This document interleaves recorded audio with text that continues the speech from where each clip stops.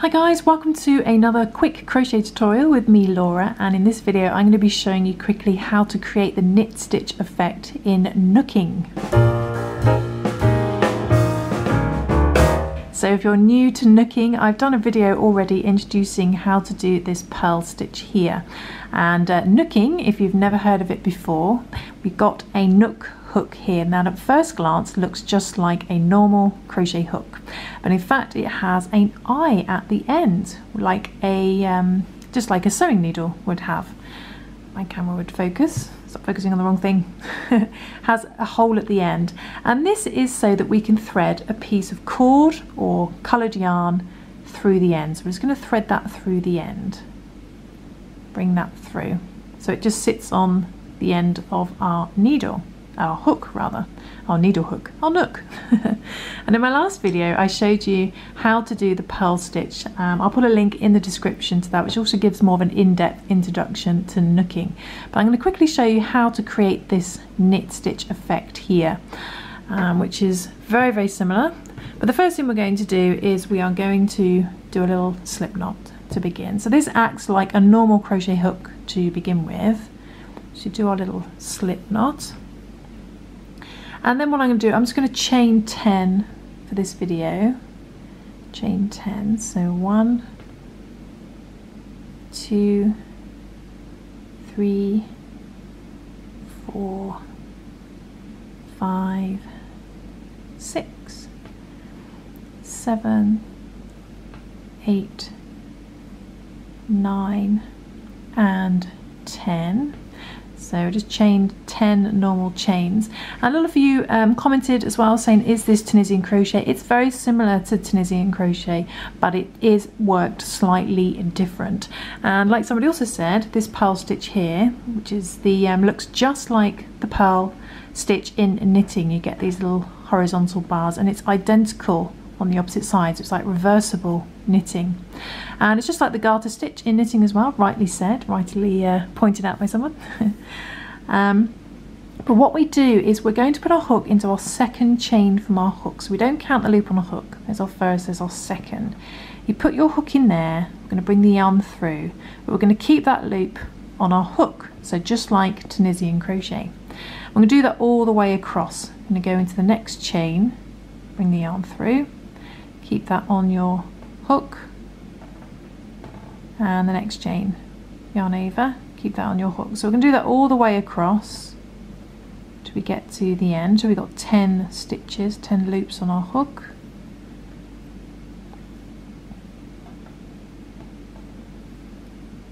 Oops.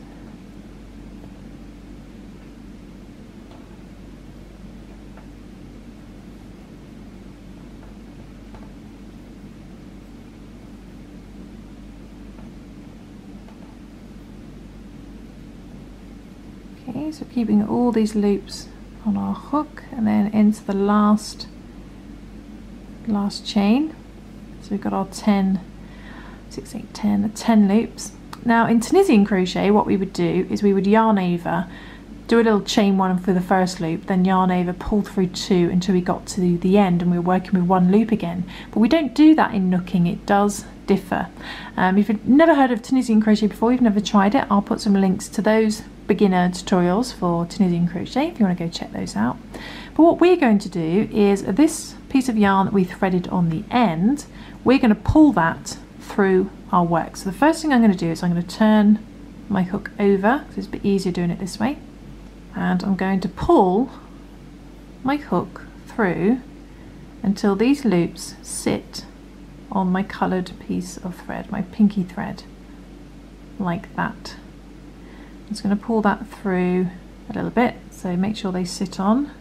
You've got a little bit left at the end so they don't fall off. And then we're going to work back into the stitches in the opposite direction. So in doing the purl stitch, so to create this effect here at the bottom, we worked into the loop from the right to the left. We're going to do that to begin with for the first row. So I'm going to go into my loop from right to left and grab the yarn you're working with here. You're going to yarn over and just bring that through the loop. Okay, and we do that all the way across. This is the same as the purl stitch to begin. Going from right to left, grab the yarn, bring it through. Do that all the way across until you've got 10 more loops sat on your hook. Okay, or yarn over, 5,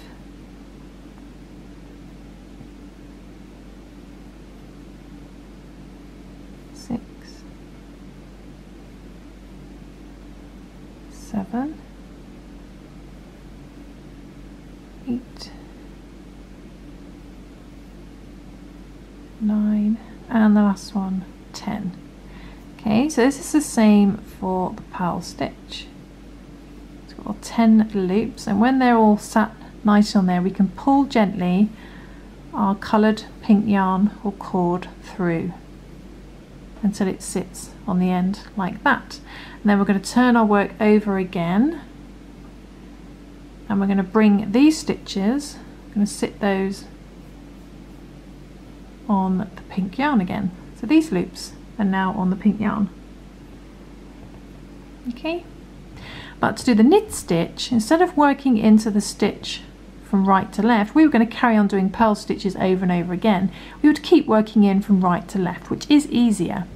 But with a knit stitch, we need to work in not from right to left, but from left to right. And it's quite fiddly coming round this way.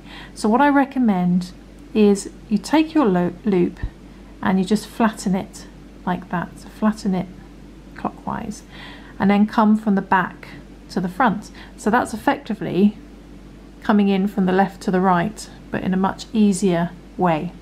So flatten your stitch, come in from the back, and you need to keep your yarn at the front, because if you put it at the back you'll end up with purl stitches and it looks a bit messy.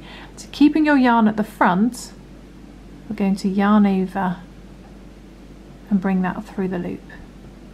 Okay, we're going to do that all the way across, but just for this row. And if your loops start to disappear, you can just hook them up slightly like that, then flatten your loop clockwise, come from the back, which is effectively coming from left to right, keep the yarn at the front and bring that through. Okay, that's the next one. So find your little loop, bring it up. Instead of coming from right to left, you want to go from left to right, but it's much easier if you flatten your stitch and come from the back and hook that over. Keeping the yarn at the front, yarn over and bring that through. I'm going to do that all the way across. So like I said, if you lose your stitch, just bring it up slightly, flatten it, come from the front to the back. And don't worry about where your pink thread cord is, it should all just pull out at the end. Okay, so just repeat that all the way across. Bring up your loop, flatten it clockwise like that, come from the back. And that's effectively going from left to right.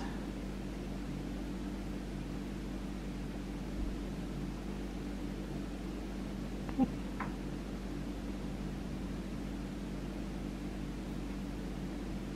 It's definitely a lot fiddlier than the purl stitch, especially if you're doing it on camera. But hopefully you can get a rhythm going. So I've hooked it up and want to come in from the back to the front. Like I said, you don't need to worry about where your pink yarn is. Let that just do its own thing for now. And I've got 3 left. So there we go, hook that up, come in from the back.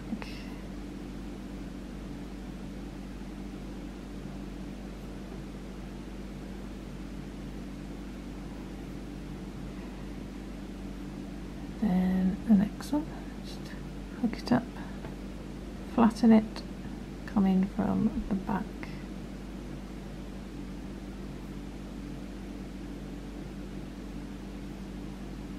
And then the last one,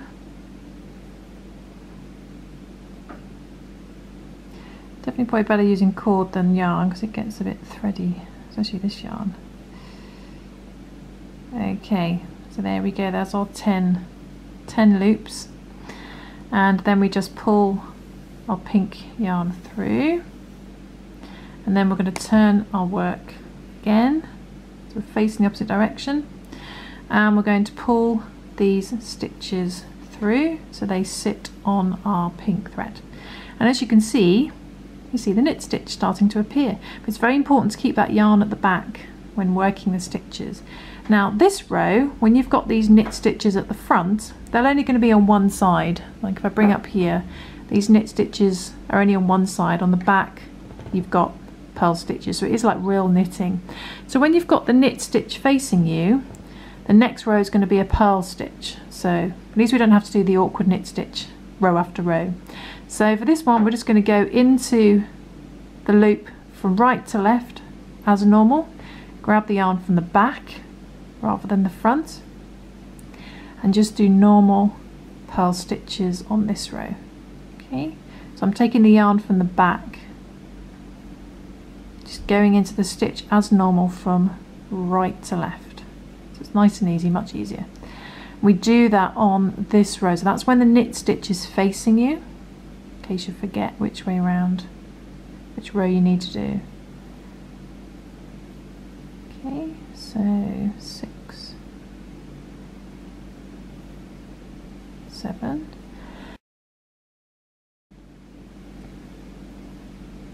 8,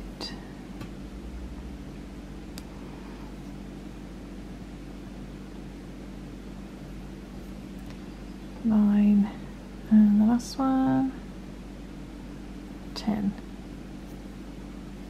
Okay, so we just worked into those as normal. Bring out our pink yarn and then turn your work, and then we're going to pull these loops onto our yarn so they sit on there, and then work back in the opposite direction. Now when we've got our purl stitches facing us, these little horizontal bars, we're going to do the knit stitch again. So again, instead of going into the loop from right to left, we need to go in from left to right, but doing it that way is really awkward. So we're going to grab our loop and flatten it like that in a clockwise direction, and we're going to come in from the back, which is effectively going from left to right, and keeping the yarn at the front. It's really important to keep this yarn at the front, can't stress that enough. Keep it at the front and then bring that through your loop. Don't worry about where your pink yarn is, that should all come out. And then do that all the way across for this row. So you might have to find your little stitch. The second one always gets sat down. Bring it up. Do the same thing again.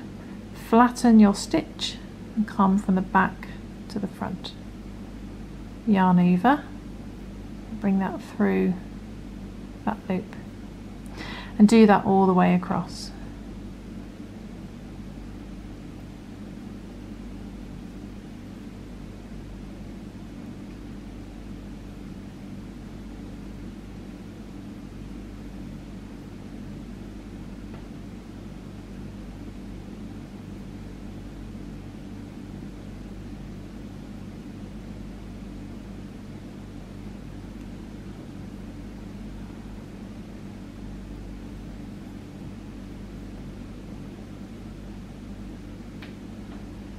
Your loop will always be sat on your coloured piece of yarn, so it's always a good idea to use a different coloured piece of yarn so you can see where your loops are if they sink down.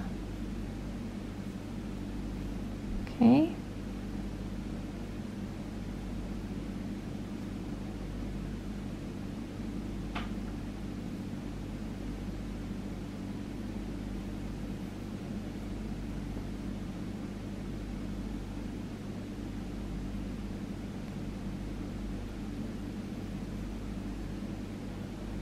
Like I said, don't worry about what your pink yarn's doing, that'll sort itself out at the end. Bring up the loop, flatten it, come from the back to the front, yarn over from the front, because you want to keep this yarn at the front.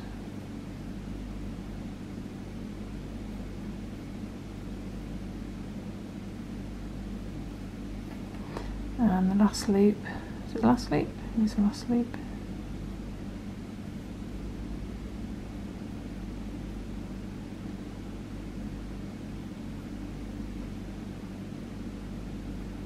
Okay, so you've got your 10 stitches, 4, 6, 8, 10. Just pull out your pink yarn, turn your work, and you'll see you've got another row of knit stitches, and then pull that through so they sit on your yarn. And now with the knit stitches facing you, we just do an easy row of purl stitches. So we're going from right to left, taking the yarn from the back. So it's nice and easy. Going in from right to left, grabbing the yarn from the back. And do that all the way across. So we alternate between doing a knit row and a purl row, and that will create the knit stitch. And it is pretty much exactly the same as knitting, I think. Because when you do the knit stitch in Tunisian crochet, you end up with, you do have a knit stitch at the front, but the back of it looks different. You get like a sort of bobbly effect. Whereas with knooking, the knit stitch, you get a proper knit stitch at the front and you get the purl stitches at the back, just like in real knitting. And if you are a knitter, you'll see that these stitches do look the same as knitting. So it is yet another way of creating the knit stitch through crochet. And there we go. You see that coming together, and on the back you got your purl stitches. So it is like real, that is real knitting, but you're using a crochet hook. So there we go. And you can pick up these Knook hooks on my website. You can buy direct from me if you want to. happyberry.co.uk/marketplace. We've got 3 different sizes. I've got the 6mm as shown here. I've got the 5mm and a 4mm, and these ones are natural wood and they're by Knit Pro, and they're actually really smooth. They're really nice actually, a lot nicer than I thought they would be as well. So they're a lot smoother, and yeah, good fun. So hopefully you'll give it a go and experiment, something new to try. But I'll see you soon for some more crochet crafting fun. Thanks for watching, guys. Bye. Okay, so next row is going to be a knit row. So I need to keep the yarn at the front and I need to come in from the back.